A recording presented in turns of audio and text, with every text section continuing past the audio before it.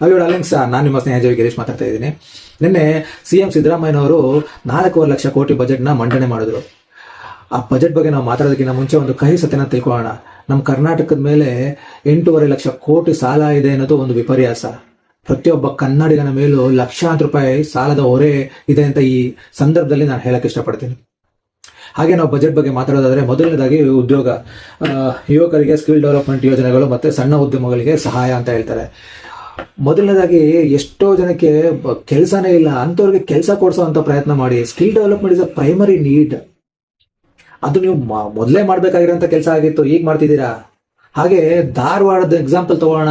ಎಷ್ಟೋ ಯುವಕರು, ಲಕ್ಷಾಂತರ ಯುವಕರು ಓದಿ ಕೆಲಸ ಇಲ್ಲ ಅಂತ ಹೇಳಿ ಪರದಾಡ್ತಿದ್ದಾರೆ, ಪ್ರತಿಭಟನೆ ಮಾಡಿದ್ರು.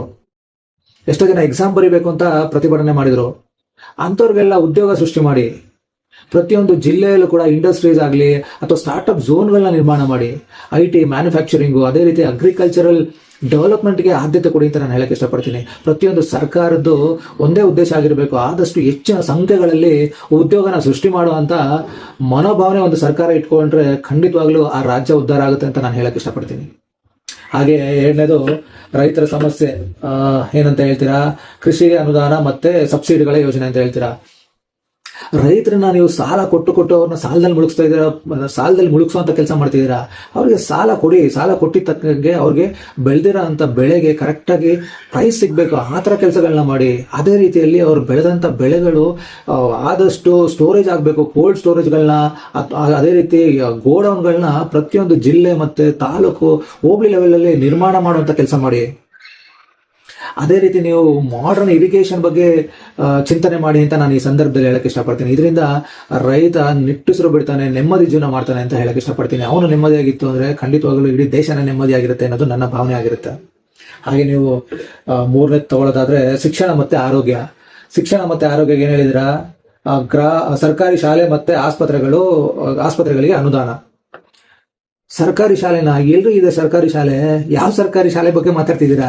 ಎಲ್ಲ ಶಾಲೆಗಳನ್ನ ತಗೊಂಡೋಗಿ ನೀವು ಎಲ್ಲ MLA MP ಸೇರಿ ಕಾಲೇಜ್ಗಳನ್ನೆಲ್ಲ ಪ್ರೈವೇಟ್ ಮಾಡಾಕಿದ್ದೀರಾ, ಸ್ಕೂಲ್ಗಳೆಲ್ಲ ಪ್ರೈವೇಟ್ ಮಾಡಾಕಿದ್ದೀರಾ, ಜನಗಳ ಜೀವನನೇ ಹಾಳು ಮಾಡಕ್ ಬಿಟ್ಟಿದ್ದೀರಾ. ಎಜುಕೇಶನ್ ಸಿಸ್ಟಮ್ನ ಕಿತ್ಕೊಳ್ತಾ ಇದ್ದೀರಾ, ಜನಗಳ ಕೈಯಿಂದ ಎಜುಕೇಶನ್ ಕಿತ್ಕೊಳ್ತಾ ಇದ್ದೀರಾ. ಬೇಸಿಕಲಿ ನೀವು ಹೇಳ್ಬೇಕು ಅಂತ ಹೇಳಿದ್ರೆ ಯಾವ ಸರ್ಕಾರಿ ಶಾಲೆ ಬಗ್ಗೆ ಮಾತಾಡ್ತಿದ್ದೀರಾ? ನಾಚಿಕೆ ಆಗಲ್ವಾ?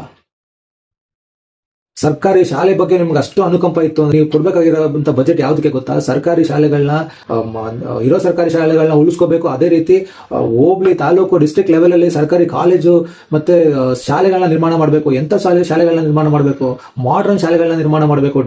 ಡಿಜಿಟಲೈಸೇಷನ್ ಆಗಿರ್ಬೇಕು ಎಲ್ಲ ಶಾಲೆಗಳು, ಕಾಲೇಜ್ಗಳೆಲ್ಲ ಇಡೀ ಕರ್ನಾಟಕದಲ್ಲಿ. ಅಂತದಕ್ಕೆ ಬಜೆಟ್ ಕೊಡಿ. ಈ ಕಡೆ ನೀವು ಹಾಸ್ಪಿಟಲ್ಸ್ ಅಂತ ಹೇಳ್ತೀರಾ. ಹಾಸ್ಪಿಟಲ್ಸ್ ಅಲ್ಲಿ ನಿಮ್ಗೆ ಹಾಸ್ಪಿಟಲ್ಸ್ ಇದ್ರೆ ಡಾಕ್ಟರ್ ಇಲ್ಲ, ಡಾಕ್ಟರ್ ಇದ್ರೆ ಮೆಡಿಸಿನ್ ಇಲ್ಲ. ಫಸ್ಟ್ ಆಫ್ ಆಲ್ ಹಾಸ್ಪಿಟಲೇ ಇಲ್ಲ ಎಷ್ಟೋ ಕಡೆ. ಅಂತದಕ್ಕೋಸ್ಕರ ಆದ್ಯತೆ ಕೊಡಿ. ಪ್ರತಿಯೊಂದು ಡಿಸ್ಟ್ರಿಕ್ಟ್, ತಾಲೂಕು, ಹೋಬಳಿ ಲೆವೆಲ್ ಅಲ್ಲಿ ಮಲ್ಟಿ ಸ್ಪೆಷಾಲಿಟಿ ಹಾಸ್ಪಿಟಲ್ನ ಮಾಡೋದಕ್ಕೆ ಬಜೆಟ್ ಮಾಡ್ರಿ. ಬಜೆಟ್ ಹೆಸರಲ್ಲಿ ಸರ್ಕಾರಿ ಶಾಲೆ ಮತ್ತೆ ಸರ್ಕಾರಿ ಆಸ್ಪತ್ರೆ ಅಂತ ಮಾತಾಡೋದಲ್ಲ.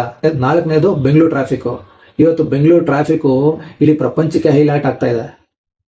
ಅಂತದಕ್ಕೆ ಪ್ರಾಪರ್ ಕೆಲಸ ಮಾಡುವಂತ ಬಜೆಟ್ ಮಂಡನೆ ಮಾಡಿ. ಈಗ ಅದ್ರ ಬಗ್ಗೆ ನೀವೇನ್ ಹೇಳ್ತೀರಾ? ಮೆಟ್ರೋ ವಿಸ್ತರಣೆ ಮತ್ತು ಕೆಲವು ರಸ್ತೆಗಳ ಯೋಜನೆ ಅಂತ ಹೇಳ್ತೀರಾ.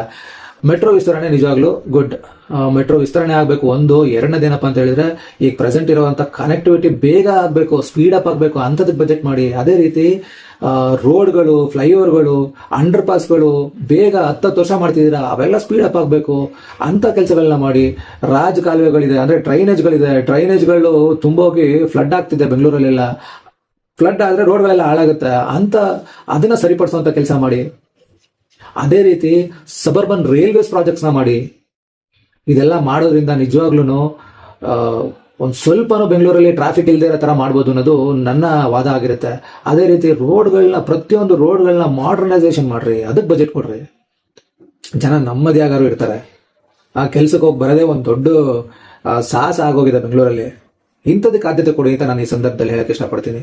ಹಾಗೆ ನಾನು ಕೊನೆಯದಾಗಿ ಹೇಳೋದು ಒಂದೇ ಮಾತು, ನೀವು ಕೊಟ್ಟಿರೋಂಥ ಬಜೆಟ್ ನಿಮ್ಮ ಎಲೆಕ್ಷನ್ ಅಜೆಂಡಾ ಆಗಿದೆ ಅಂತ ಕ್ಲಿಯರ್ ಆಗಿ ಅರ್ಥ ಆಗ್ತಿದೆ.